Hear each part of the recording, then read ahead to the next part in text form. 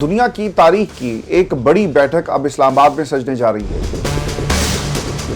Iran ने संजीदगी का मुजाहिरा ना किया, चालाकी की कोशिश की तो अमरीकी मुज़ाकराती टीम मुस्बत रद्द-ए-अमल नहीं देगी। ईरान कह रहा है जी कि इस्लामाबाद मुज़ाकरात में शरीक होंगे, लेकिन अमरीका की धोखाधड़ी वाली फितरत पर हमें शक है। धमकियां लगाते रहेंगे कि हम ये कर देंगे, हम वो कर देंगे, और डोनाल्ड ट्रंप ना आपको बज़ाहिर बहुत ज्यादा ना अकड़ता हुआ नजर आएगा।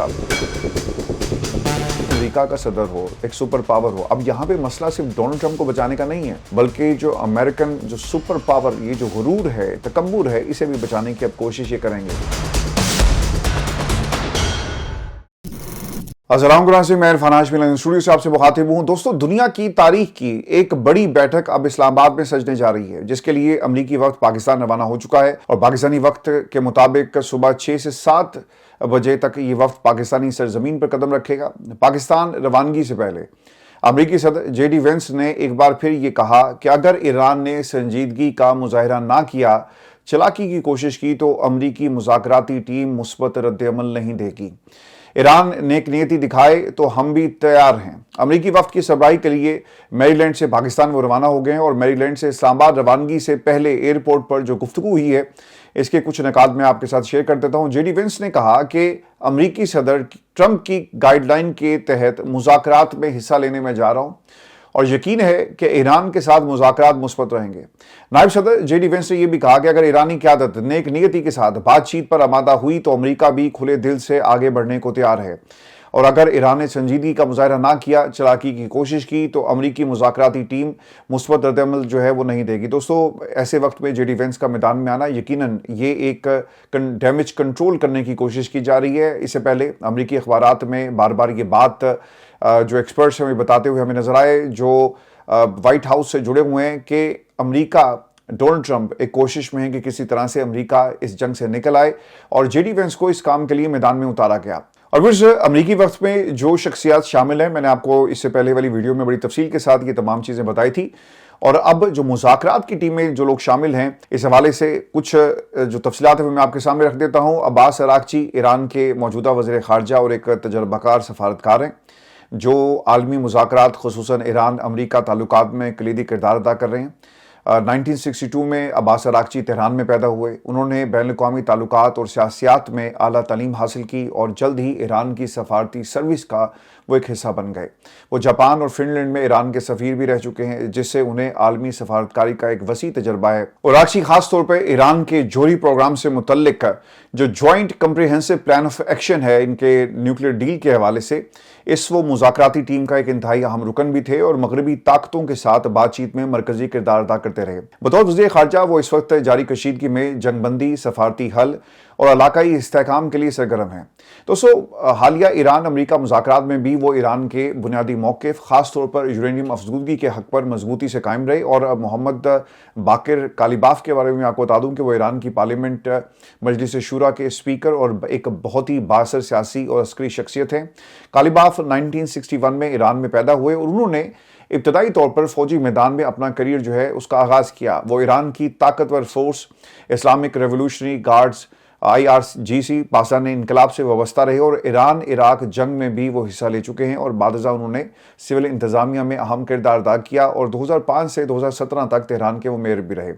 दोस्तों, जहां उन्होंने शहरी तरक्की के मुतादिद मंसूबे शुरू किए, कालिबाफ 3 मरतबा ईरान के सदारती इंतखाबात में भी हिस्सा ले चुके हैं, जिनसे उनकी सियासी अहमियत बड़ी वाज़ेह हो जाती है। 2020 में वो ईरानी पार्लियामेंट के स्पीकर मुंतखब हुए।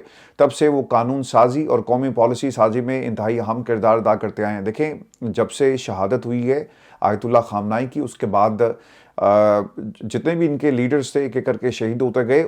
इस पूरे जो शहादत हमने देखी है इन 40 दिनों के अंदर, उसमें जो स्पीकर मोहम्मद बाकिर कालिबाफ है, इनकी अहमियत जो बढ़ गई, और वो वेस्ट के साथ खासतौर पर अली लारिजानी के जाने के बाद आपको बयानात के लेवल के ऊपर भी, और फिर जो मौक़िफ़ है ईरान का, वो दुनिया के सामने रखते रहे। इनकी पोजीशन काफ़ी मजबूत हुई है पिछले 40 दिनों के अंदर। दोस्तों, हालिया बुहरान में कालिबाफ ने ईरान के मौक़िफ़ की सख्ती से नुमाइंदगी की है। उन्होंने ईरान की 10 निकाती तजवीज़ को मुज़ाकरात की बुनियाद करार दिया, वाज़े किया कि अगर शराइत की खिलाफ वर्जी हुई तो मुज़ाकरात मुमकिन नहीं रहेंगे। देखिए, एक तरफ जेडी वेंस जो हैं वो इस उम्मीद से पाकिस्तान की सरजमीन पर कदम रख रहे हैं कि शायद कोई रास्ता निकल सके और हम इस जंग से जल्दी निकल जाएं। और दूसरी तरफ ईरान अपने मौक़िफ़ से 1 इंच भी पीछे नहीं हट रहा। देखिए, इससे पहले जो स्टेटमेंट्स आई हैं वो बड़ी इंपॉर्टेंट है ईरान के तनाज़ुर में। और दोस्तों, जो सिक्योरिटी के मामलात हैं, इस वक्त कितने जहाज़, कितनी गाड़ियाँ पाकिस्तान में इस्तेमाल होंगी और इनका सिक्योरिटी हिसार क्या है, इस पर जाने से पहले मैं आपको ना ये जो ईरान का मौक़िफ़ है वो मैं आपके साथ शेयर कर दूं। और ईरान ने क्या कहा है? ईरान कह रहा है जी कि इस्लामाबाद मुज़ाकरात में शरीक होंगे, लेकिन अमेरिका की धोखाधही वाली फितरत पर हमें शक है। और ईरानी नायब सदर ने कहा कि अमेरिका और इसराइल की जारी रोकने के लिए अबूरी जंगबंदी मुमकिन बनाने पर पाकिस्तान की काविशों को हम सराहते हैं। मोहम्मद रजा आरिफ ने कहा कि ईरान इस्लामाबाद मुज़ाकरात में पूरी अथॉरिटी के साथ शरीक होगा और इन मुज़ाकरात का हदफ अपनी फौजी कामयाबियों को सफारती तौर पर मजीद तक़वियत देना है। जंग के इन 40 दिनों में ईरान ने दुश्मन के अंदाज़ों को गलत साबित किया। ये जंग स्ट्रेटेजिक हिकमत अमलियों में इलाकाई और आलमी तब्दीलियों के लिए फैसला कुन मोड़ है और कौम के अज़्म ने दुश्मन को सियासी सिक्योरिटी महाजों पर तारीखी शिकस्त दी। देखिए, ईरान के अंदर एक तो बैंक खुल गए और फिर इसके साथ साथ जो ज़िंदगी है वो बाकायदा नॉर्मल होती हमें नज़र आ रही है। तो ईरान ये समझता है कि इस टेबल पर अगर अमेरिका हमारे साथ पाकिस्तान में बैठ रहा है तो यकीनन वो एक डील लेकर आएगा और हमें इस जंग से निकलना है। ये अमेरिका का मौक़िफ़ है जो ईरान के सामने रखा जाएगा। ये वैसे धमकियां लगाते रहेंगे कि हम ये कर देंगे, हम वो कर देंगे। और डोनाल्ड ट्रंप ना आपको बज़ाहिर वो बहुत ज़्यादा ना अकड़ता हुआ नज़र आएगा। बहुत ज़्यादा एक जो जेडी वेंस ने भी कहा ना कि लीडरशिप डोनाल्ड ट्रंप की और जो उनकी गाइडलाइन है उसके मुताबिक हम ये करने जा रहे हैं। इन्होंने इनको फेस सेविंग भी देनी है। देखिए, अमेरिका का सदर हो, एक सुपर पावर हो, अब यहाँ पे मसला सिर्फ डोनाल्ड ट्रंप को बचाने का नहीं है, बल्कि जो अमेरिकन जो सुपर पावर, ये जो गुरूर है, तकब्बुर है, इसे भी बचाने की अब कोशिश ये करेंगे। और वैसे पाकिस्तान में सिक्योरिटी, जो इनकी अपनी सिक्योरिटी है वो पहुंच गई है। C-130 तैयारे ये सिक्योरिटी लेकर पहले ही इस्लामाबाद में मौजूद हैं। और बताया जाता है कि ये 40 से तकरीबन कोई 70 के करीब गाड़ियों का एक काफिला है जो पहले तैयार किया गया। अब ये जो गाड़ियाँ हैं ये आम गाड़ियाँ नहीं है। ऐसा नहीं होता कि वाइस प्रेसिडेंट अमेरिका का वो दुनिया के किसी भी मुल्क में जाए और वहाँ की सिक्योरिटी दी जाए। सिक्योरिटी खदशात के पेश नज़र ये सब कुछ जो है ये प्लान इसलिए किया जाता है कि किसी भी हंगामी सूरत हाल से बचने के लिए इनकी अपनी सिक्योरिटी वहाँ पर मौजूद हो, इनका अपना हिसार मौजूद हो और वो रिलाई नहीं करते दुनिया की किसी भी सिक्योरिटी के ऊपर। एक तो बगिंग का मसला है और यही वजह है कि उन्होंने इस काफिले में जो गाड़ियों का एक बहुत बड़ा कॉन्वॉय तैयार किया गया जिसमें अपने लोग इनके जहाज़ से गाड़ियों को पहुंचाया गया। वहीं पर ये बताया जाता है कि जेडी वेंस जो हैं वो किसी होटल में नहीं ठहरेंगे बल्कि वो अमरीकी कौंसल खाने में ही ठहरेंगे। देखें, अपना जो अमरीकी कौंसल है वहाँ पर कोई बाहर का बंदा नहीं जा सकता, सिक्योरिटी बहुत सख्त होती है। और ये किसी भी मुल्क के अंदर जहाँ भी अमेरिकन आपको मिलेंगे, इवन के लंदन के अंदर भी इनकी एक पूरी बिल्डिंग है। और इससे पहले जो यहाँ की जो एम्बेसी थी, अमेरिकन एम्बेसी इन लंदन, वो बिल्कुल हाइड पार्क के पास थी जहाँ पे नवाज शरीफ साहब का घर है।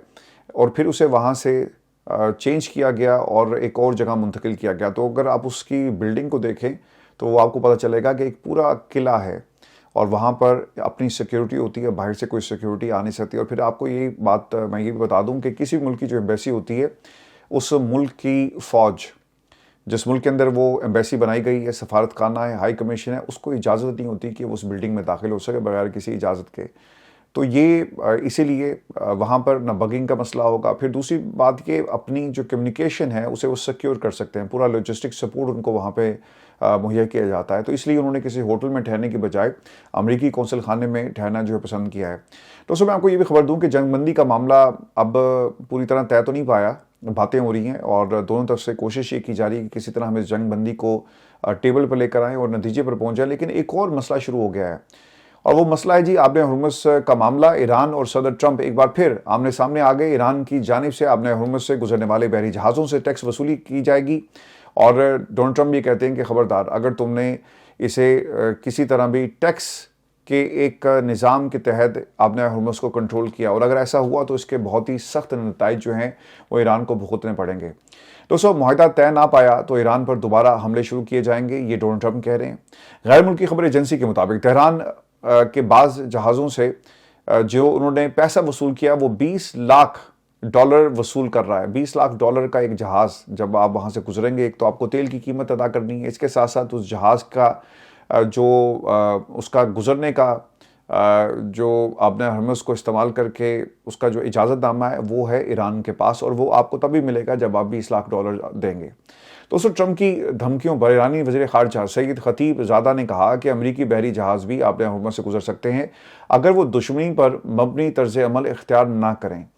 तकनीकी वजूहात की बुनियाद पर ईरानी अफवाज के साथ रब्ता रखना जरूरी है। आबनाए हुर्मुज़ से महफूज रास्तों के जरिए सफर को यकीनी बनाएंगे। और उससे ईरानी पार्लिमानी नेशनल सिक्योरिटी कमीशन के सरबराह इब्राहिम अजीजी के मुताबिक हुकूमत आबनाए हुर्मुज़ की सिक्योरिटी से मुतल्लिक ओमान के साथ मुआहदे पर दस्तखत कर सकती है, जिसके बाद यह मुकम्मल तौर पर मुसल्लह अफवाज के मुकम्मल कंट्रोल में आ जाएगा। आबनाए हुर्मुज़ पर कंट्रोल ईरानी अवाम के हकूक की बुनियाद पर कायम है।